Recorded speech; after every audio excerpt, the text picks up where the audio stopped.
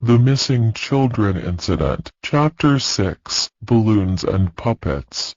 Toy Foxy became much more popular in her new role than ever before. She was placed in the Kids' Grove, which was decorated by drawings and paper figures made by the children. Toy Foxy's only recognizable part was her head.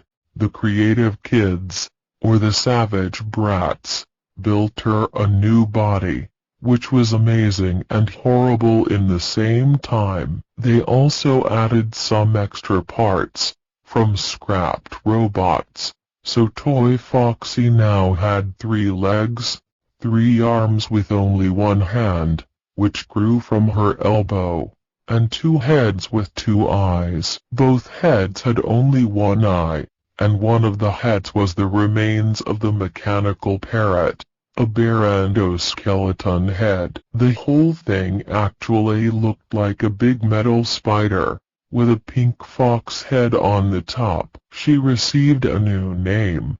The staff renamed her as the Mangle. But in Scott's opinion, it wasn't the worst part that she looked like a spider or had too many limbs. No, she was still working, even in her mangled state. Her voice box was damaged. She could only let out a static noise, but she still recognized the people and was able to identify them, and she could also move. But she never went far from Kids' Grove, and she let the kids take her apart and rebuild again as it was nothing. Scott was thinking about getting rid of her because he thought she was creepy as hell. He could do it, because he was promoted, assistant store manager, and he had increased powers. Maybe that wouldn't be the wisest thing to do, to get rid of the Mangle, because he got his new title because of his idea of placing her in the Kids' Grove. Yet, he could achieve other things. For example, giving his favorite colleague, Barney, a pay boost, by appointing him not just as a security guard, but also as a mechanic. Barney was really pleased, since he already did that second job unofficially. But with greater powers came greater responsibility. A big birthday party was ahead, and the boss happily passed off the organization of the whole thing onto Scott. He took part in organizing parties like this before and he hated them. They were a huge stress. They couldn't stop for a minute. Parties like this were announced by the restaurant every few months, and parents could book some places for their kids and the kids' friends. It lasted for a whole afternoon, from 12 a.m. to 6 p.m., and the restaurant was closed for wider audiences. There were lots of programs for the kids. There were shows, Creative Corner, cookies, and the restaurant usually showed its novelties exclusively then, so there was always a lot of activities to do. Scott was whining about the parties a lot to Barney earlier, so he wasn't surprised when Barney visited him one morning. "Hey, is there a way that I don't have to be here on the party? I would be happy to do the night shift. I'm not sure that I can handle the fuss of the parents." "Oh, don't be afraid. There won't be any parents," Scott said. "But if you want, I can give you the night shift that day. You can arrive at 6 a.m. when the party ends." "Okay, thanks," said Barney. "But how is it possible that there will be no parents? How can they not be hovering around, watching over their kids? There are some parents who can't even let their children breathe alone." "Sweetie honey, can Mommy bring you some more yummy drink?" "That was something I heard here." "I can imagine it," giggled Scott, hearing Barney imitate an authoritarian mother. "You'll laugh, but that was from the earlier parties." Parents got bored, and they were pestering the children and the staff. We had a great pressure on us without this anyway, so the management forbid the parents from the birthday parties. They said it is because of the lack of space, but we knew the true reasons, and it wasn't really a lie at all, since not only kids and employees are here, but also a lots of guest performancers. Oh yes, I remember, clowns and puppetmen, right? Right, no clowns, actually, but a magician, a ventriloquist and the Blue Cat Puppet Show. And the management plans to present the next generation animatronics. You know, the old band was redesigned, in the same style like the Mangle before she became, mangled.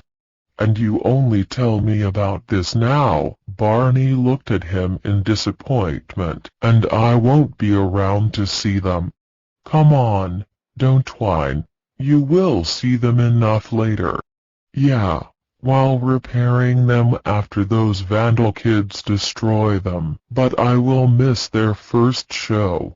I'm quite sure I was mentioning them several times before. Scott shrugged his shoulders. Anyway, when you arrive at 6 a.m., you can meet them. Or do you want to do the day shift?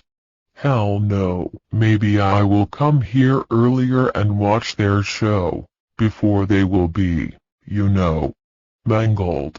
I don't mind, if you are so masochist. Come, there will be enough work to do for you too. But now, maybe you could help me. Could you please shut the doors of the corridors in the back of the restaurant? I don't want it open and let some kid just roam around inside. The back rooms were a secret, not officially, to most employees, like the kitchen staff, which didn't need to know about them. They worked mostly as storage, full of damaged robots and furniture. The safe rooms were also there, where the injured employees or guest was brought to get first aid. They were brought here when they were injured by some of the robots so the guests won't see them. Fortunately, it was a long time ago they needed to use them this way. They were also secret because there were no security cameras and it wasn't input into the animatronics' AI. Those places weren't visited often and they weren't closed from laziness. Scott was glad that he remembered those back rooms and he slapped his shoulders, theoretically. The next few days were a complete chaos. Scott was starting to regret that he took the job. Preparing the party had taken place alongside with the everyday routine, and despite the fact that he wasn't responsible for a lot of things, most people asked him to help them out with their problems because he was easier to be reached than the chief. And even if they were small problems, they took too much time to solve. The parties where he used to assist didn't seem that horrible. The only thing he had to do was pack things away, guarding the entrances, directing people. But now, as a manager, he realized how exhausting those preparations are. And those stupid people, seriously. Some of them are so stupid they deserve to be rewarded. They are speaking about something, and 5 minutes later, they are doing the opposite. For example, the workers who are setting the stages, they stood them 2 meters from the place they should have been, and when he started to shouting at them, they just look at him with blank faces. Scott was really pissed and exhausted. And the day has only started. He needed to talk with the guards, because one of them got an illness and someone needed to replace him. While he was arguing with the workers, Scott noticed that Barney was carrying some black bin liners to the back rooms. He called for him. "What's the matter?" asked Barney, with slightly annoyed voice. "I was trying to tidy the storage rooms to make place for those many shits." "Okay. Hey, listen, could you please call Mark to replace the guy tomorrow? He got the flu." "It really urgent?" "That's it, then I'll call him. But first will I get rid of these things first," said Barney, and he walked away. Scott sighed and turned back to the workers, to continue the argument. He wished the weekend would be closer. The day had arrived. Ben didn't have to keep it in a secret for too long that he knew about the birthday party, because Mom told him about it a few days before the actual event. Ben also wasn't bothered that not only him and his friends will be the only kids. He didn't have many friends anyway, and Mom didn't have the money to rent the whole place. Ben only invited his sister and her friends.